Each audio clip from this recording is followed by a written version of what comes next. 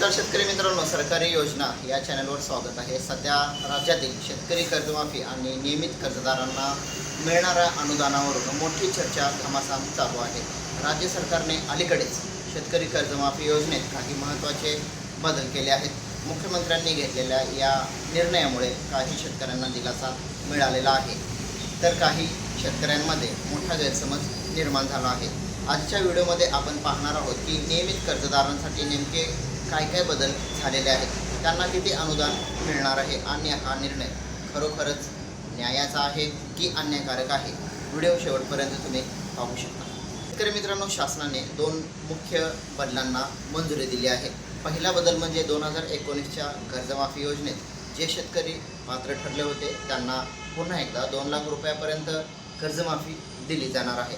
आणि दुसरा महत्त्वाचा बदल म्हणजे नियमित कर्जदारांना म्हणजेच नियमित शेतकऱ्यांसाठी असणारी 2026 आणि 2027ची अट ही पूर्णपणे रद्द करण्यात आलेली आहे।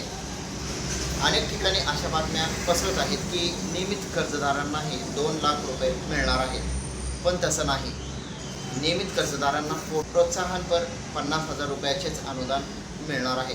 2026 आणि 2027ची अट शिथिल केल्यामुळे हे अनुदान आता शेतकऱ्यांना थोडं लवकर मिळू शकतं। हा एक तांत्रिक मुख्य बदल आहे। आता मूळ प्रश्न असा आहे की 50,000 रुपयाचे सर्वांनाच अनुदान मिळणार आहे का? तर याचे उत्तर क्लिअर नाही असं आहे। शासनाने यासाठी काही अटी घातल्या आहेत। शेतकरी मित्रांनो, सध्याच्या नियमानुसार 2022, 23, 24 या 3 वर्षापैकी किमान 2 वर्ष म्हणजे 2025 आणि 26 या वर्षात कर्ज भरलेले असणे आवश्यक आहे। पण वास्तव काय आहे? गेल्या काही वर्षात नैसर्गिक आपत्ती आणि आर्थिक टंचाईमुळे अनेक शेतकऱ्यांना दरवर्षी कर्ज भरणे शक्य झाले नाही। काही शेतकऱ्यांनी उसनेवारी करून किंवा कष्ट करून यावर्षी कर्ज भरले आहेत, पण त्यांनी मागच्या 2-3 वर्षात खंड पडल्यामुळे त्या अनुदानास पात्र ठरू शकतात। वास्तव असं आहे की गेल्या काही वर्षात नैसर्गिक आपत्ती आणि आर्थिक टंचाईमुळे अनेक शेतकऱ्यांना दरवर्षी कर्ज भरणे शक्य झाले नाही, कारण शेतकऱ्यांनी उसनेवारी करून किंवा कष्ट करून यावर्षी कर्ज भरले आहे, पण त्यांनी मागच्या 2-3 वर्षात खंड पडल्यामुळे ते या अनुदानास अपात्र ठरू शकतात। स्रोतानुसार या अटी आजही अत्यंत जाचक आहेत, कारण ज्या शेतकऱ्यांनी यावर्षी कर्ज भरून स्वतःला नियमित केले आहे त्यालाही लाभ मिळणे आवश्यक आहे। येथे एक मोठा विरोधाभास दिसू शकतो। जे शेतकरी कर्ज थकवतात किंवा शासन त्यांना 2 लाख रुपयाची कर्जमाफी देते, मात्र जे शेतकरी पोटाला चिमटा काढून उसनावारी करून नियमित कर्ज भरतात त्यांना फक्त 50,000 रुपये दिले जातात आणि तेही मिळवण्यासाठी अनेक अटींची पूर्तता करावी लागते। जर शेतकरी मित्रांनो नियमित कर्ज भरणाऱ्यांना योग्य लाभ मिळाला नाही तर भविष्यात कोणताही शेतकरी कर्ज भरण्याची मानसिकता ठेवणार नाही।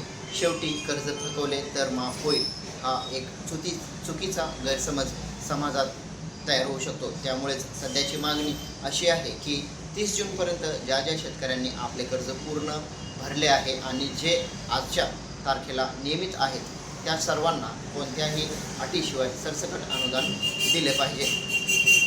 थोडक्यात सांगायचं झालं तर 2026 आणि 2027ची अट काढून मुख्यमंत्र्यांनी एक पाऊल पुढे टाकले आहे, पण नियमित कर्जदारांना खरा दिलासा मिळवण्यासाठी 50,000च्या अनुदानांमध्ये वाढ करणे आणि जुन्या जाचक अटी पूर्ण रद्द करणे अत्यंत गरजेचे आहे।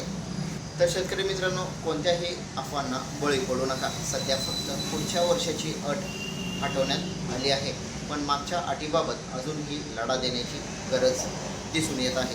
तुम्हाला काय वाटतं? नियमित कर्जदारांना 50,000 रुपये पुरेसे आहेत का, की त्यांनाही 2 लाख रुपयाप्रमाणेच जास्त लाभ मिळायला हवा? तुमच्या प्रतिक्रिया किंवा तुमच्या कमेंटची मी वाट पाहीन। नक्की मला कमेंट करू शकता। आणि हो, एक विनंती आहे, हा व्हिडिओ व्हॉट्सअपवर तुम्ही पाठवू शकता। पुन्हा भेटू पुढच्या व्हिडिओमध्ये। तोपर्यंत जय जवान जय किसान।